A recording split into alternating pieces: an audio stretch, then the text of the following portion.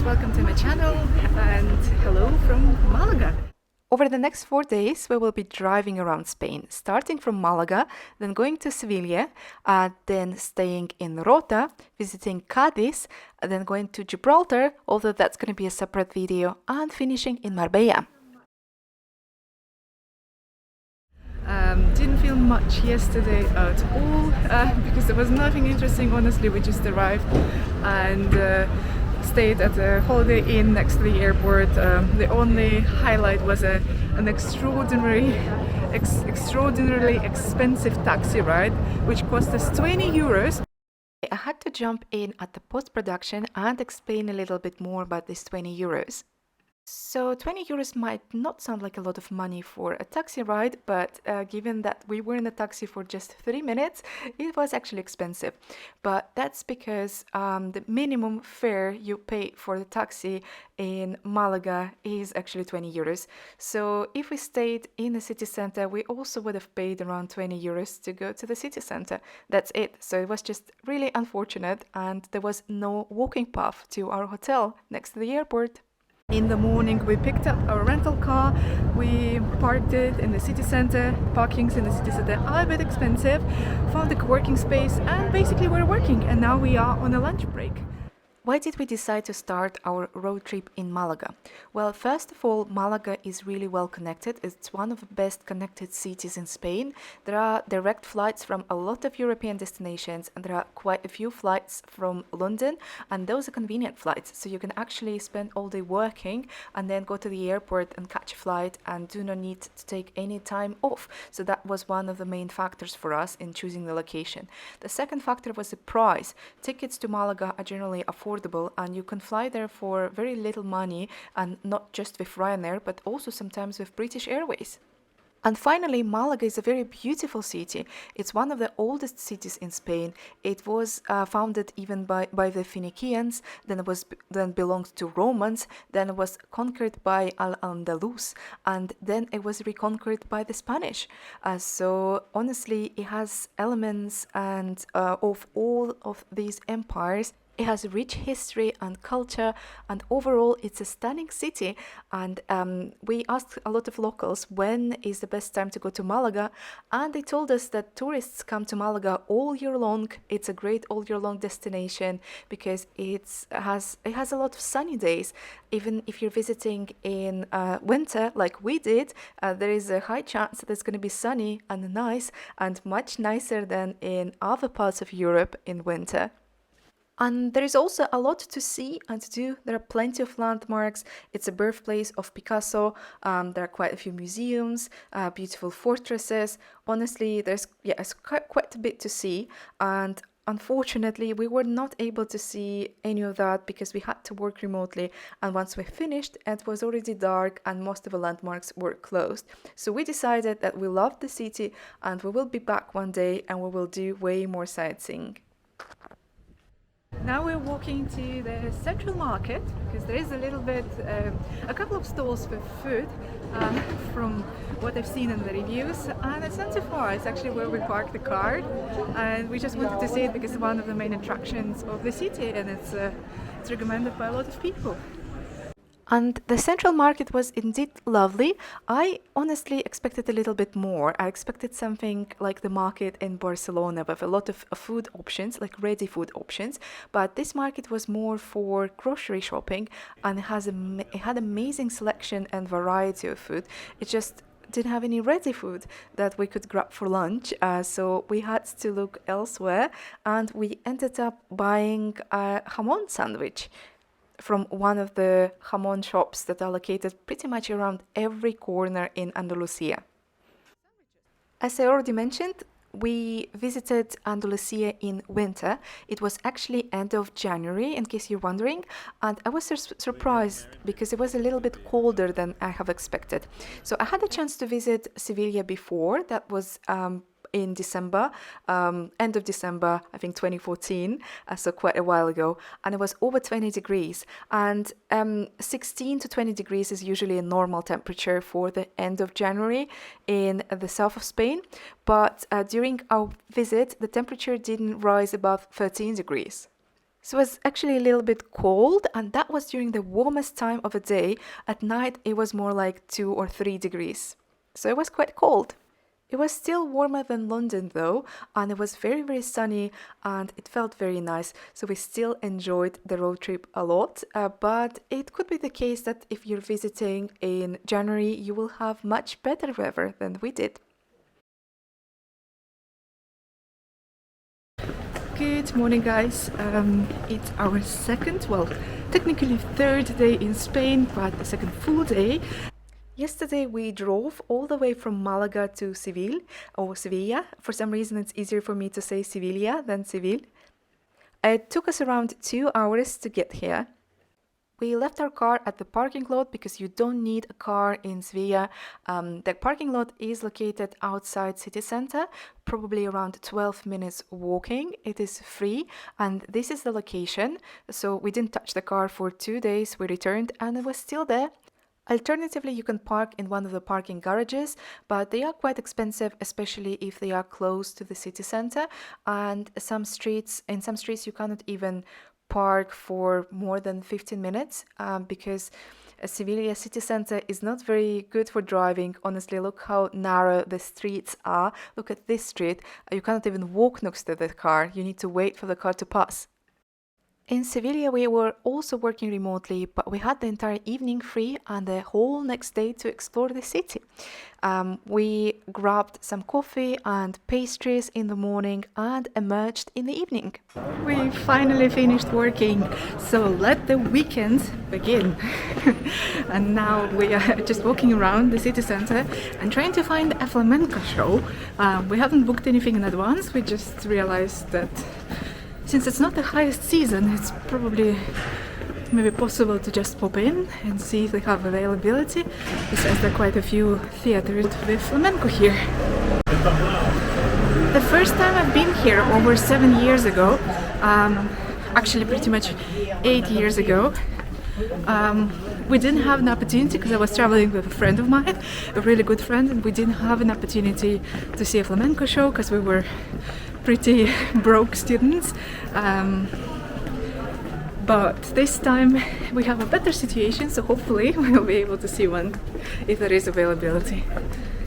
And there was indeed availability because it was January. We decided to go for the Tablao La Milonga. Tablao is how these small restaurants with flamenco shows are called here in Sevilla. It had a really high rating on Google Maps and was really, really small. And we bought almost the last ticket, even though it was 1 hour before the show. So if it's a busy season or not winter, I recommend buying it at least a day in advance.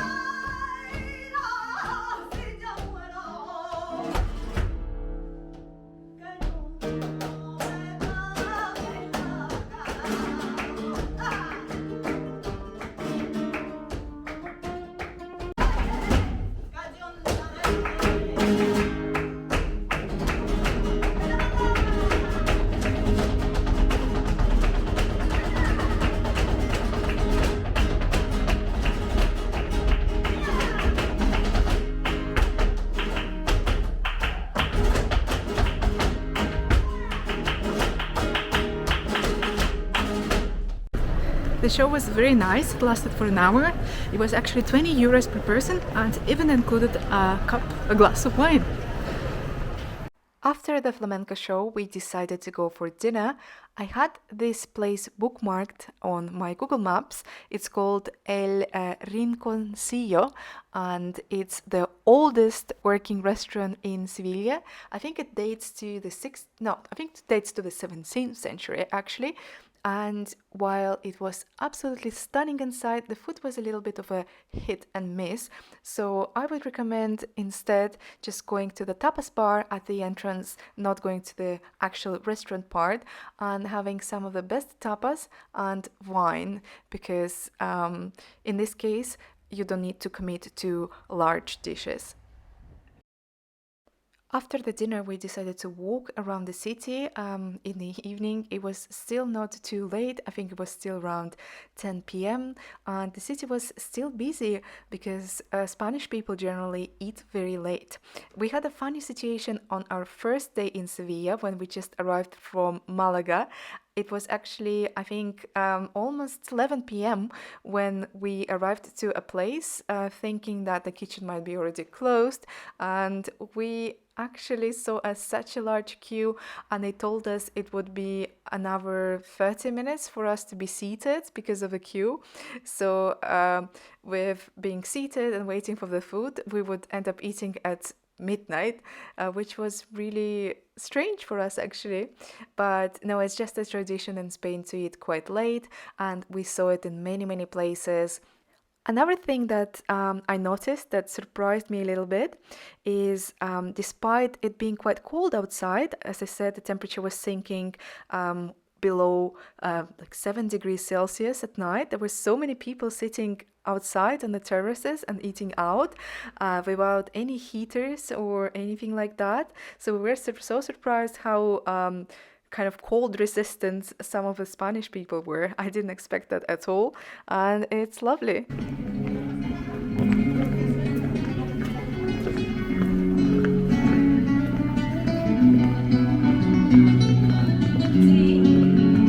Sevilla at night was absolutely stunning and charming.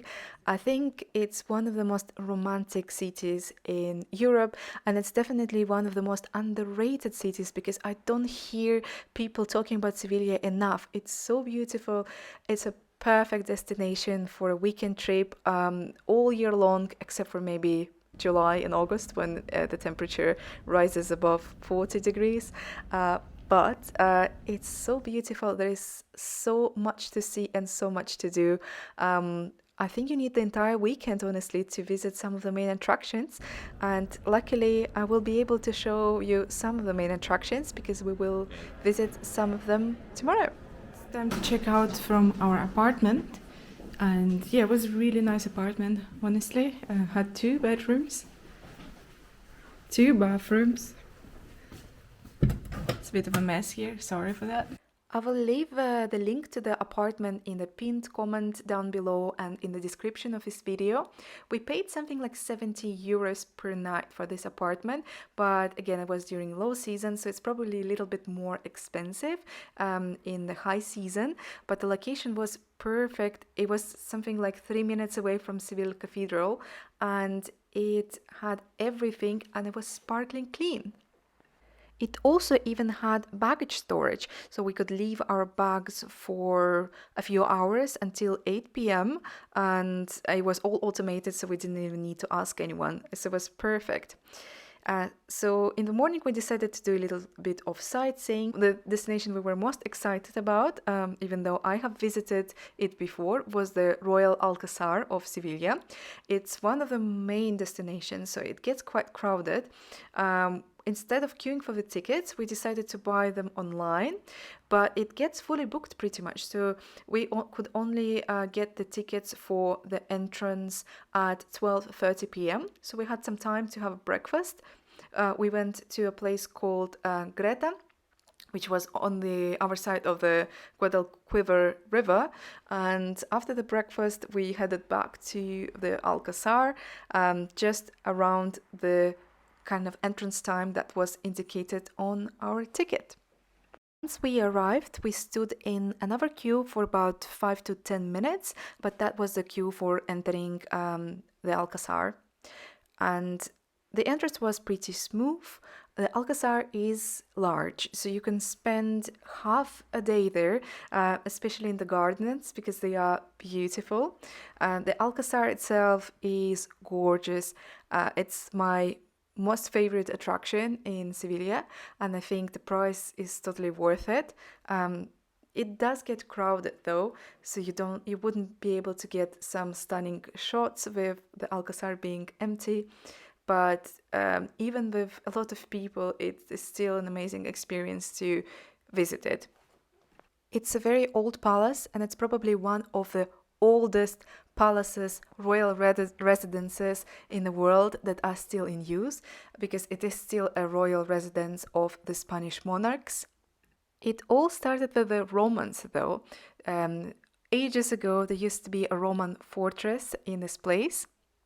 However, in the 10th century, during the Al-Andalus reign, the caliphs decided to build a castle where the Roman fortress once stood. Then this castle was transformed into a palace. And then in the 13th century, when Andalusia was recaptured by the Spanish, they started expanding and slightly rebuilding the castle and did so for the next 700 years. Alcazar is still a prime example of the Mudéjar style, which is a mix of the Moorish and Christian styles. And it's very unique, and you might have seen it and the gardens of the Alcazar in the Game of Thrones. If you like the series, it was portrayed in the Dorne scenes. So yeah, you can spend quite a few hours there. There is also a cafe where you can eat with this lovely view. You can observe the peacocks and the ducks there. So overall, it's an amazing place, very, very beautiful. So I totally recommend visiting it.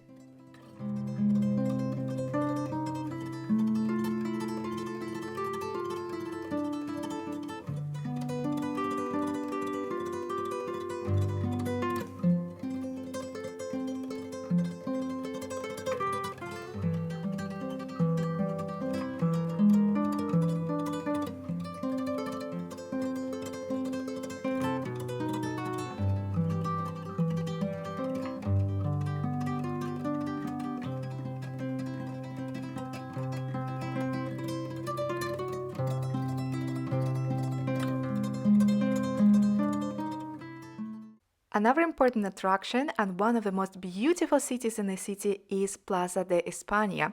This complex of palaces looks like something from the probably 18th century. It was built in this style, but it's actually a new build. It's hard to imagine, but it was built just in 1928 for a very important exhibition that was taking place in Spain. But honestly, I think they did a really good job and the square looks stunning. There are also often free flamenco shows that you can watch there.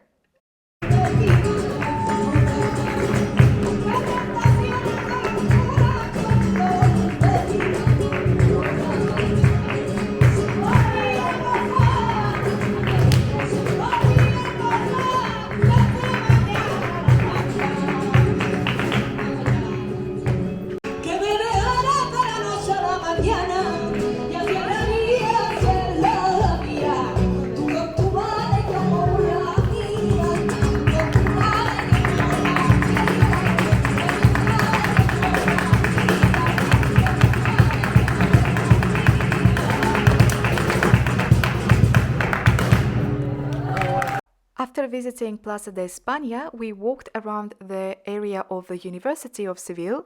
It's an area with a lot of affordable restaurants with outdoor terraces. So in case you're looking for some budget eats, this is a good place to go, and it's also a very beautiful street, as always. Later on, we went to one of the Seville sky bars. This bar has one of the most beautiful views. It was called Emma Terrace, and luckily we didn't have to wait because we arrived around 5 p.m. We stayed there for about 40 minutes, and when we left, there was already a large queue. Another important attraction of Sevilla is this Plaza de Toros, which is a working bullfighting arena, one of the oldest ones in Spain, I think, if not the oldest. It's still a working arena, so the season starts, I think, in April and finishes in September, and there are regular bullfights there. But you can also visit the arena on a tour to see it inside. Of course, it's a very controversial thing to do, so if it's not your cup of tea, do not visit it. But if you decide to go on a tour, you can buy the tickets, and I think tours are every hour, and it's also free on Mondays, like a lot of other landmarks in Sevilla. It was the golden hour, so the time before the sunset with the most beautiful lights, and just look how stunning Sevilla looks like. We decided to cross the bridge and explore the Triana neighborhood, one of the most beautiful neighborhoods of the city. The Triana neighborhood is also really nice. Has beautiful architecture, so it's a pleasure to walk around. Besides, it's possible to cross one bridge, walk around Triana, and go back through using our bridge. And actually, in our case, that's what we need to do, because it's time for us to head back to our hotel to pick up the bags, because our access code stops working at 8 p.m.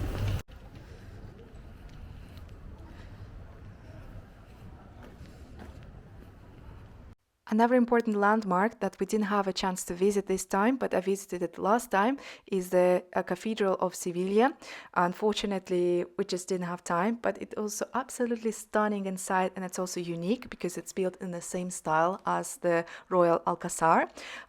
When going back to our apartment, we actually saw a very interesting fair, a very interesting festival, and I'm still not sure what it was. So if you have any idea as to what it is, let me know in the comments, please.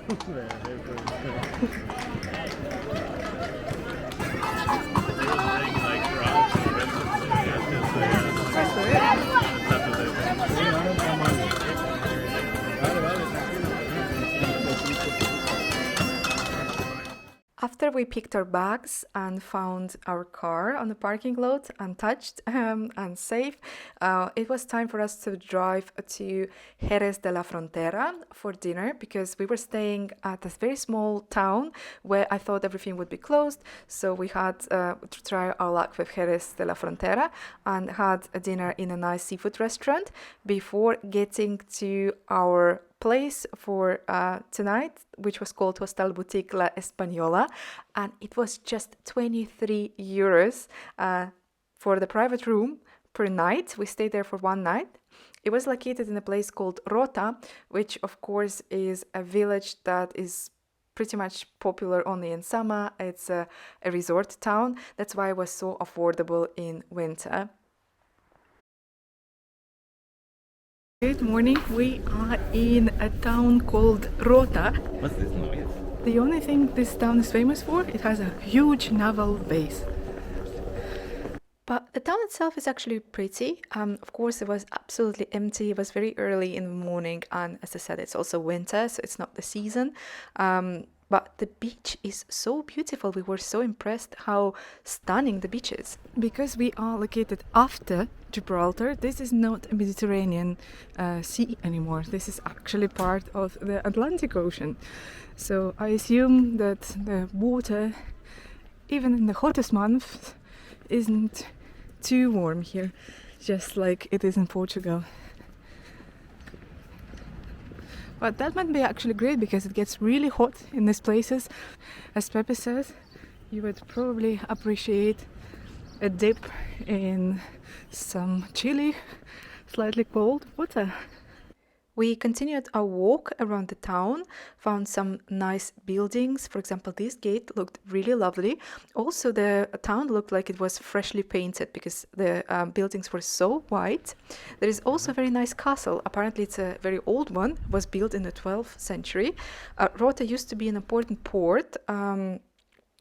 And because of that, it was quite a wealthy town. That's why it had a castle.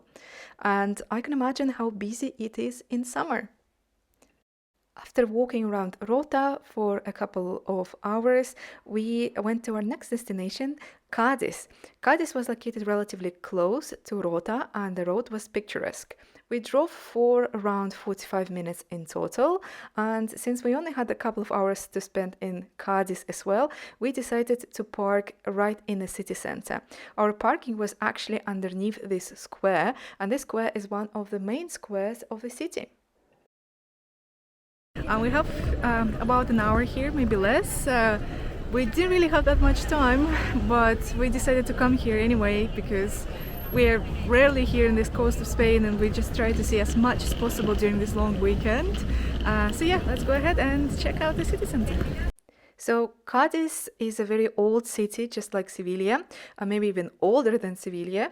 I found some information online that it says that the first sort of settlements on a kind of place of Cadiz were found in the 8th century before Christ and was likely to be founded by the Phoenicians.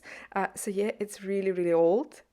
Because of its convenient location, it was a perfect place for a naval base and it was one of the headquarters of the Spanish Navy.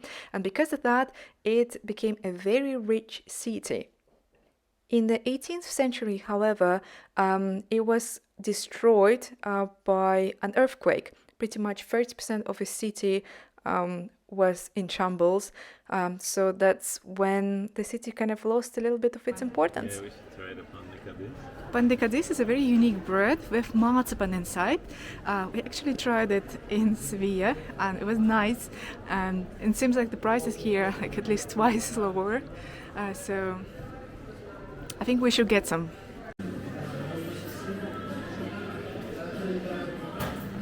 Pan de Cadiz was actually really, really good. We never tried it before going to Andalusia this time, and I absolutely recommend you trying that, but you don't have to go to Cadiz to try it, because you can also get it in Sevilla. Cadiz is actually really far from everywhere, so unless you're doing a long road trip around Spain, it's unlikely that you visit it on a weekend trip. So a lot of people skip it, but I think it's a very beautiful city. If you have an opportunity to visit it, I would totally recommend you to do so. Although I don't think it's worth spending a day in Cadiz necessarily, but a couple of hours are pretty much enough. And if you're visiting in summer, you will be able to visit a couple of nice beaches nearby. Our next destination was actually Gibraltar, but I will upload a separate video about Gibraltar because I filmed quite a bit of footage, and also it's not part of Spain, hence it wouldn't make sense to include it in the road trip around Andalusia, Spain. So let's skip it and go directly to the next chapter of our journey. This time it is Marbella. We drove for about 45 minutes from Gibraltar and arrived at a place called Puerto Banus, which is supposed to be a very posh place near Marbella, where the rich and famous are holidaying in summer. There are a lot of boutiques, expensive bars, super expensive hotels. We just wanted to take a look at how it looks like in winter, because I assume it's a little bit similar to Porto Cervo, just above Olbia in Sardinia, maybe actually a bit more beautiful. So let's go and take a look. I'm not sure how to pronounce it correctly, Puerto Banus or Puerto Banus, but it is a posh place. We saw a couple of yachts, even though it's off season, a couple of very, very fancy cars, and surprisingly, despite a very kind of late time on Sunday, most of the boutiques were still open. So if that's something that you enjoy, shopping in luxury shops in fancy places, you might actually love this place. Again, during the higher season, it probably has a completely different vibe, but in winter, it is very calm and quiet and honestly not very special at all. Our next stop was Marbella. We were staying outside the old town, so we actually had to drive to the old town to see it.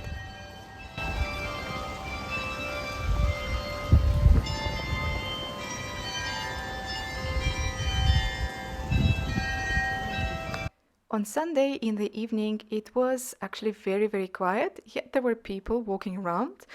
We were looking for a place to eat. We found a few places in Google, but most of them ended up being closed, despite being open according to Google Maps. But in the end, we ended up finding a restaurant which was actually very nice, and apparently this restaurant was visited by Cristiano Ronaldo because we saw his picture with his autograph on the wall. Hey guys, it's our last day in Spain. We just finished working and so we took the rest of the day off. So we have some time, maybe a couple of hours to walk around the old town of Marbella. We were here yesterday in the evening, but it was dark. Nonetheless, it was beautiful. Some of the streets looked absolutely magical. So we just wanted to see them in the daylight and take some photos. We might also get something quick for lunch. So yeah, let's go ahead and check out the Marbella Old Town.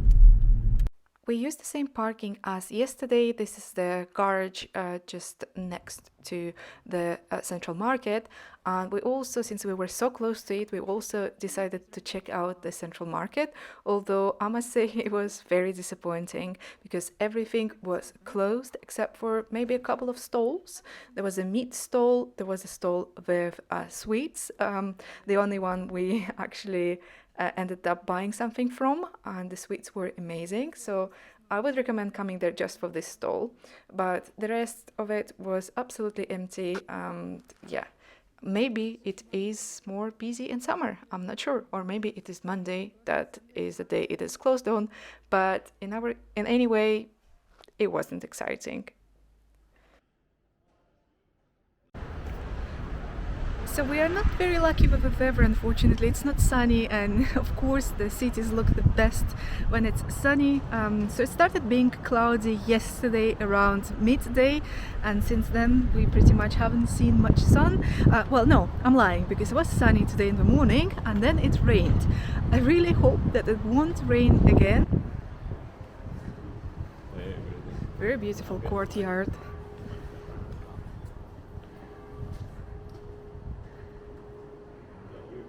Reminds me a little bit of Ibiza Old Town. It's just so pretty. Marbella is part of Costa del Sol. Costa del Sol is coast basically of Spain with a lot of fancy resorts. I think it's kind of on a pricier side compared to Costa Brava and Costa Dorada. Exactly because of places like Marbella. Marbella Old Town is very pretty. It is very manicured. It looks like it's being repainted pretty much every season, and I wouldn't be surprised if it was true because, again, as I said, it's a little bit on a pricier side. It positions itself as an upscale, kind of a luxury town. There are so many fancy hotels located both close to the old town of Marbella and slightly outside, like hotels like Nobu. A lot of celebrities come here, and a lot of celebrities have restaurants and hotels in the area. So yeah, overall, it's a fancy destination. Hotels in Marbella during the high season are very expensive, and we were actually lucky to be able to find something more or less affordable. But again, our hotel was probably like 30 minutes walking away from the old town. So our hotel was in the area where there is absolutely nothing. In the city center, however, there are plenty of nice restaurants. Most of the fancy locations are closer to Puerto Banus or closer to where the Hotel Novo is located, in that area of Marbella. While the old town is more touristy, there are plenty of shops, boutiques, little cute restaurants and taverns. You can also do a little bit of sightseeing there.